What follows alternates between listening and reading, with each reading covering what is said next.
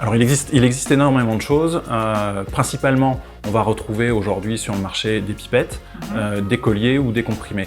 Le choix dépend à la fois de ce que vous voulez comme protection. Par exemple, si vous habitez dans le sud de la France et que la protection contre les insectes volants est primordiale pour vous, ce sera forcément collier ou pipette, puisqu'il n'y a pas de comprimé qui a de possibilités répulsives. Et si on a un chien par exemple qui se baigne énormément, la pipette, j'imagine, n'est pas adaptée. C'est mon cas, j'ai un chien qui se baigne pratiquement tous les jours.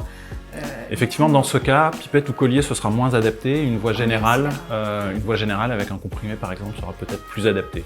Donc ça dépend du mode de vie, ça dépend du risque de l'animal, et puis ça dépend de ce que les gens préfèrent utiliser. Certains aiment bien utiliser des comprimés, d'autres vont préférer mettre une pipette. Le choix est vaste, ce qui est plutôt intéressant.